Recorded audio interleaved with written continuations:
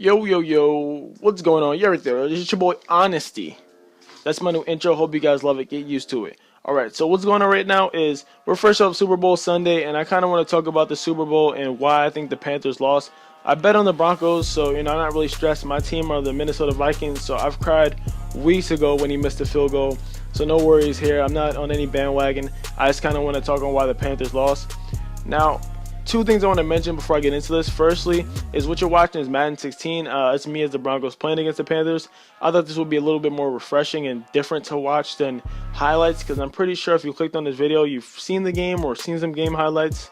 If you have a cell phone, you've seen the game or highlights on social media. You're going to see it on TV. You're going to see it on newspapers, and you're going to see stuff everywhere pretty much you look, on the news, everywhere. So I didn't kind of want to flood it with the same crap you've already seen and watched for hours and hours, And secondly, what I want to say is this is not going to be too much of a rant. It's not really going to be a rant at all. I'm going to have a lot of facts, and this is going to be kind of my point of view, but I'm not going to really ramble on. A lot of things I'm going to say are facts, So just to dive right into this, not yesterday, I'd say a couple days ago, I was looking into betting, and I wanted to bet on the Broncos, but I needed some proof on why I think the Broncos would win. I didn't want to just blindly bet on a team and hop on any bandwagon. So I looked against the Panthers against the top teams, the top 3 defensive teams in NFL. And what came to a surprise that the Panthers don't have a lot of experience playing the top 10 defensive teams in NFL. They've only played 3 out of the 10.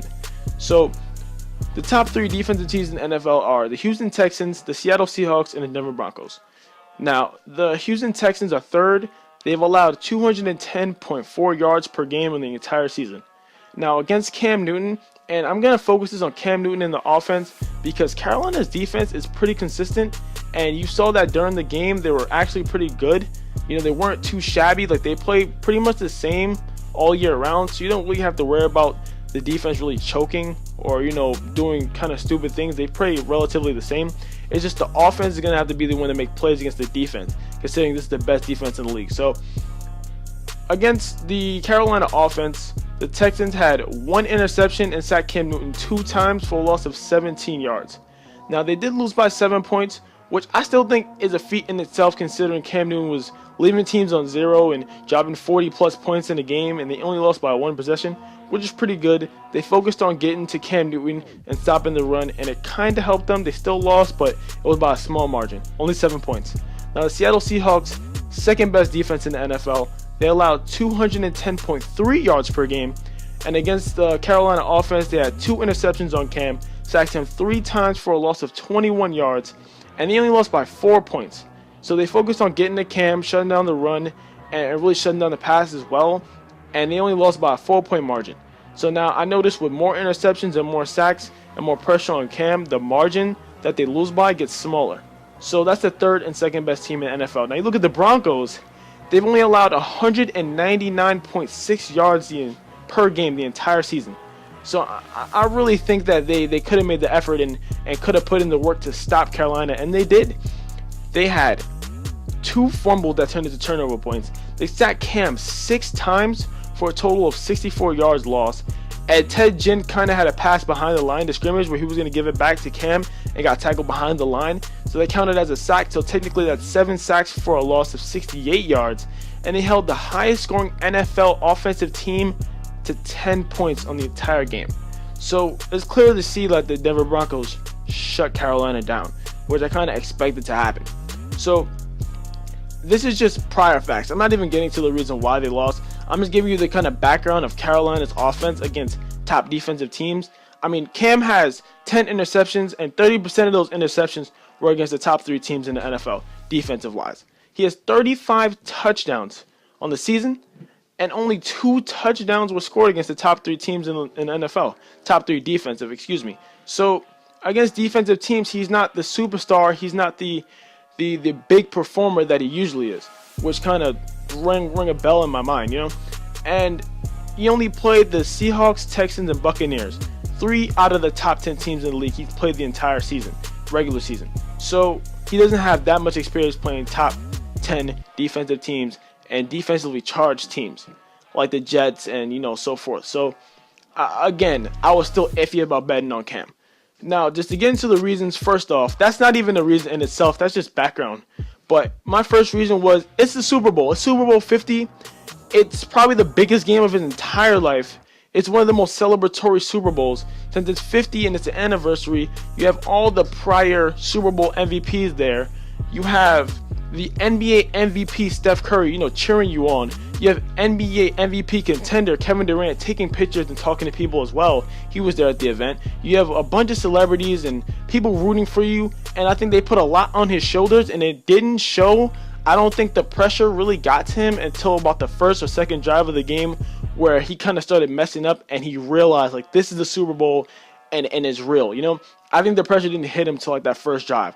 So I think just the fact that it was a Super Bowl was one of the first reasons why he lost. I think if that was a regular game, or maybe even a regular like playoff game, not the Super Bowl, but like a divisional or a wild card, it would have been way different, honestly. But the fact that it was a Super Bowl and the final game, I think put a lot on his shoulders.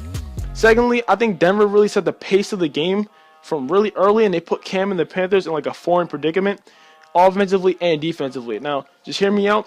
Offensively, they weren't a powerhouse. They weren't really running through Carolina's defense. Like I said, their defense is consistent, but Denver was putting up points.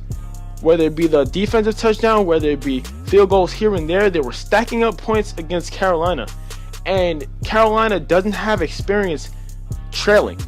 If you look at how many times in the regular and postseason that Carolina has been trailing at halftime, only twice. Seattle when they were losing 7-10, and the Saints when they were losing 13-16. How many times have Carolina trailed going into the fourth quarter? Only once in the regular and postseason, and now it's to Seattle, 14-20. So they don't have experience losing and trying to come back. So that's a big, that's a big factor. Secondly, defensively, Denver definitely set the pace when they were stopping the run game, and they were really tight on the pass, and they weren't allowing the receivers, if they did establish the pass and they did connect with the receivers, they weren't getting yards after the catch. So not only was it a struggle just to catch the ball, but to do something after and actually be a playmaker, Denver was shutting them down because the defense is just too fast. So offensively and defensively, Denver, to me, was setting the pace of the game. Now, third, and I think kind of most importantly, was experience. And this is different than just saying Cam is, you've never been to a Super Bowl, so he's going to lose. I think it's a little bit more than that. First off, there's two sides to it. I think there's a losing side where Cam doesn't have experience losing and the offense doesn't have experience losing. Against reading defenses, he definitely doesn't have the upper hand. Peyton Manning is kind of known for his audible ability and adjusting the offense accordingly to the defense. And I don't think Cam has the ability to do that, especially in a losing situation. So I think that was one factor. And secondly, it's a comeback side. I don't think Cam has the ability to rally his entire offense into doing something big. I honestly don't. He's not like an Eli Manning or a Tony Romo or even Jay Cutler. People who have the ability to come back late in the game no matter how much the deficit is. And I think you have to have the mindset of, you have to be able to see the win even in the darkest times or in the deepest loss. You have to be able to see yourself coming out on top. And I think it was clear to see Cam was kind of losing the flow. He wasn't smiling. He wasn't rallying his team or cheering or pumping them up on the sidelines. Cam was really shocked and didn't really have an idea on how to come back. And I think it really, really showed in the game. So those are my reasons. Just experience, Denver setting the pace, and the fact that it was a Super Bowl kind of crashed down on him, along with his inexperience against top defensive teams. I think all this put together really spelled for disaster for the Panthers, and I wasn't really too shocked on how the game went. I kind of expected it to go this way. But, big shout out to Denver Broncos. They did what they had to do. Defense won them the championship, won them the game. And, not to take away credit from the offense, who kind of did what they had to do too and put some points on the board as well. And they played great, and the Panthers had a great season. It sucks to see him end that way. People are giving Cam, hate, and, because he walked off the stage and he's not really answering questions. He's never been in this situation in his life. He just lost a Super Bowl after an amazing season. I punched a hole through my window and broke one of my Xboxes when I lost to a fucking field goal in Madden or a point in 2K. I can imagine losing the fucking Super Bowl. You gotta cut him some slack, man. You gotta just relax off Cam and just let him be. I'm sure he'll be smiling next season with the Gatorade towel over his head or some shit, man.